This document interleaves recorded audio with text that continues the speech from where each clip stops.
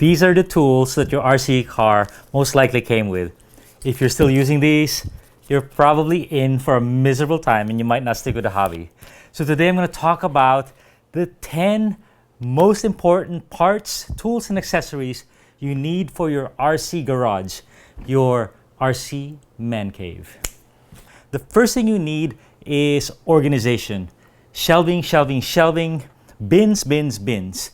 You know, you gotta have a clean workspace, and it's all about not only knowing where your stuff is, but knowing where to put your stuff as it comes in. The next thing you need is a workbench. A workbench is key. You're gonna be working on this thing if you get into the hobby, and part of the workbench is a stable surface, a nice chair, good lighting, and then a couple nice things are a pit mat like this one. Pit mat's cool because it's a nice surface to work on, clean and easy to keep clean. When you're done with it, you just roll this up and dump all that dirt out into the outside. You could also have a self-healing mat and some organizers where some are magnetized where your screws and nuts will go while you're working on your vehicle. So the next thing we have for you is the little essentials. You need double-sided tape, always handy, zip ties, Velcro, heat shrink tubing. You just need this in abundance that you don't run out, because it's so frustrating when you run out, and have it in one place. Have an organized place that, hey, this is the stuff I need to stick my stuff together. Next thing is cutting. Cutting tools. This hobby is all about cutting, and your most basic one is your X-Acto knife. You need a Lexan scissors, has got a curve in it. Not going to explain to you what you need that for, but you can also need a straight one if you don't need to do a straight line. Always have your knives, right? Who doesn't want a knife? And then your big box cutters. So much cutting involved in this hobby. Next one, I brought out my bin for it. I'm organizing these things in bins, by the way, which is kind of a cool idea. Is your fluids. A fluid bin, shock oil, 100, 80, 60. There's 4 different types of greases in here. You know, lithium, copper grease. Next area is have a battery charging station for all your LiPo batteries, nickel metal hydrides, for your transmitter and for your vehicles. You know, battery is such a huge part of this hobby, and you want a place to do it safely, neatly, where it's all plugged in already, wires are at wire messes at a minimum, and you do it fast. Next thing is have a Dremel and a drill. A Dremel is something like this, something small, both wireless with about 100 tips. I happened to get one for Father's Day, and I'm using all the tips. It's amazing how handy it is. And a drill, for bigger jobs, you need a cordless drill. Why not? Something with a clutch, preferably. Something with a that's easy on the hands. All right, next one, I got this from our RC Review Facebook group. A little bit unusual, but man, that's dialed. I have that, and I don't use it. So, a headlamp.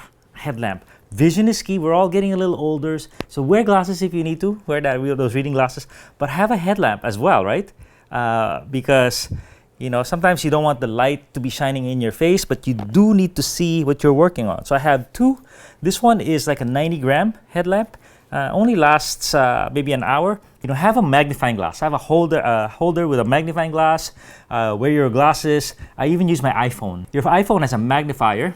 Just take a picture of the small letters and magnify it. Expand it with your phone. So there you go. Next one is a soldering station. So if you don't have any soldering equipment, you're screwed. Eventually you're gonna need to do it, and you have to go buy something or go to your buddy's house or whatnot. And if you have a $15 soldering iron, sorry. So what you need is a good soldering iron that can go big time. This one can go 850 degrees Fahrenheit. It's a Weller. Very, very important is an electric screwdriver. So here it is. And don't fret. We're not gonna damage your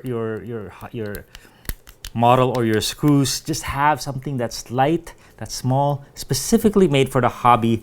This one, by much more, is my most often used tool. I can use it just as a tool. I can hit it like this. It's even got a light.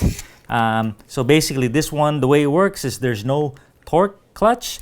You go, it's gonna stop at like 2 Newton meters, and then do the final tighten with my hand. All right, so that's really it, but I do have a couple things for you guys. The first one is required anyway, which is you need a set of hexes and you need a set of, what do you call these, nut wrenches. Make sure you get a good one where they're long enough that you can hold them, but you can also rest them, and for your palm, and you can work a lot faster. My question for you is, what is your favorite standard tool? Which ones do you use? Which one's your favorite? And when you go on the field, do you have a bag with tools, and what's in it? What do you take on the field with you? Because I don't have one. I just pack some stuff over. And what I want to do is I want to have a second set of tools that's always in a bag, always ready for the field, because I'm doing this a lot more and I'm kind of relying on my friends too much. And if you guys could do me a favor, I forgot about my brushes, my compressor, cleaning tools, and measurement tools. But I'm not sure if that's important to you guys. So let me know in the comments what you recommend. Thanks a ton, guys.